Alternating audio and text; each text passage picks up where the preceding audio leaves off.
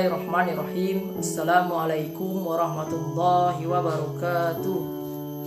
Inna hamdalillah nahmaduhu wa nasta'inuhu wa nastaghfiruhu wa na'udzu billahi min syururi anfusina wa min sayyiati a'malina. May yahdihillahu fala mudilla lahu wa may yudlilhu fala hadiya lahu.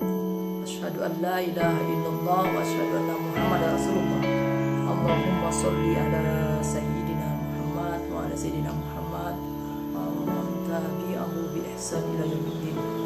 Alhamdulillah, bersyukur kepada Allah Subhanahu wa taala yang telah melimpahkan segala rahmat dan karunia-Nya sehingga kita masih diberikan nikmat kesehatan, kesempatan.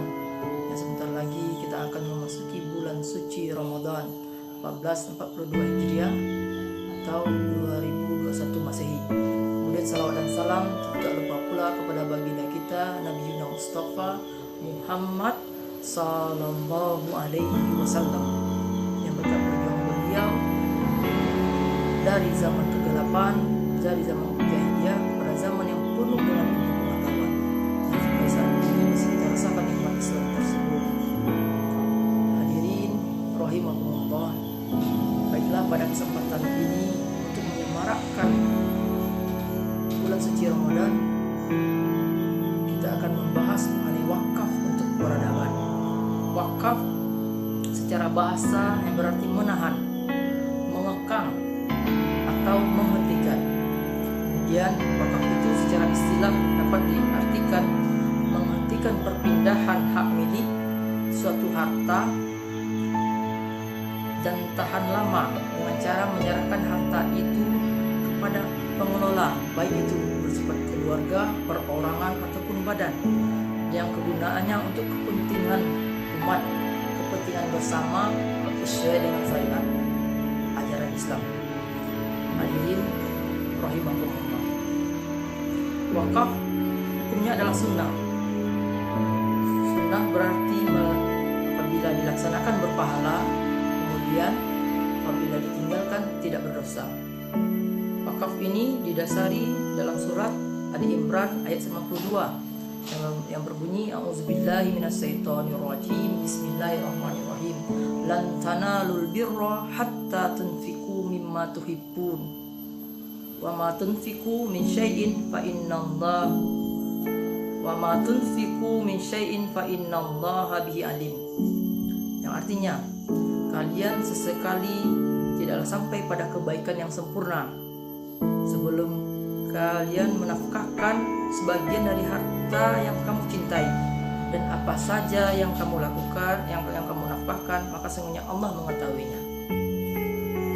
Jadi ganjaran pahala orang yang berwakaf ini tidak akan putus selamanya, karena harta wakaf ini bisa dikategorikan kepada amal jariyah sekalipun nanti yang mewakafkannya tersebut telah meninggal dunia. Hadirin rahimakumullah, jika merujuk kepada catatan sejarah, awal bermula bagaimana wakaf ini dicontohkan oleh Umar bin Khattab radhiyallahu anhu. Disebutkan dalam sebuah hadis bahwasanya Umar ini bertanya kepada Rasulullah, "Ya Rasulullah, bahwasanya saya mempunyai sebidang tanah di Khaybar. Bagaimana itu ya Rasulullah? Jika engkau mau maka wakafkanlah tanah tersebut." Lalu Umar mewakafkan tanah tersebut dengan pengertian tidak boleh dijual, dihibahkan ataupun diwariskan. Hasil tanah ini diberikan kepada fakir miskin, kerabat, dan untuk memerdekakan budak dan para tamu, dan juga untuk kepentingan Allah di jalan Allah. Wakaf bertujuan untuk memanfaatkan harta atau benda wakaf sesuai dengan fungsinya, yaitu mewujudkan potensi ekonomi harta benda wakaf tersebut demi kepentingan ibadah dan kesejahteraan umum. Hadirin rahimakumullah, bagaimana wakaf untuk peradaban?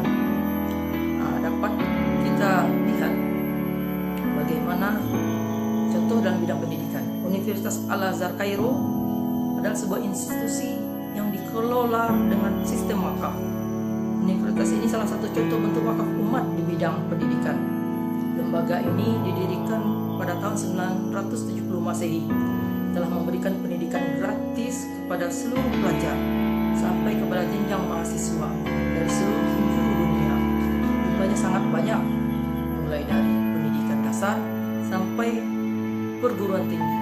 Jadi melalui wakaf ini, institusi ini terus berkembang dari masa ke masa.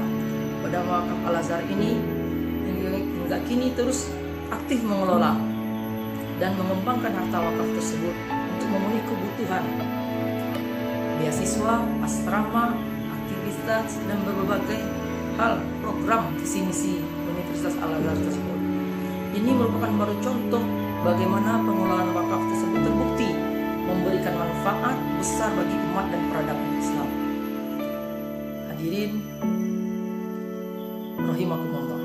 Jadi seandainya apabila harta wakaf tersebut dikelola dan dikembangkan dengan baik dan bersungguh-sungguh seperti untuk bidang pendidikan, ekonomi, sosial, dan sebagainya, maka kemaslahatan dan kesejahteraan umat ini akan terwujud demi mengukuhkan bangunan peradaban Islam.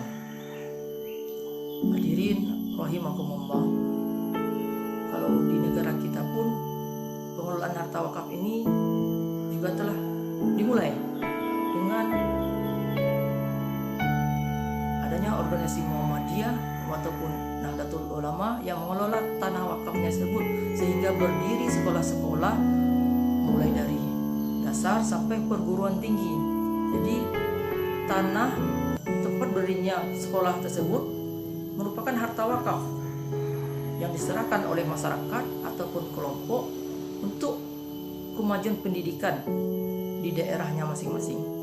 Semoga dengan pengelolaan yang baik terhadap harta wakaf ini dapat terwujudlah kelak kesejahteraan di negara kita. Mungkin hanya sekian yang dapat kami sampaikan mengenai hal ini. Terlebih dan terkurang mohon dimaafkan. Assalamualaikum warahmatullahi wabarakatuh.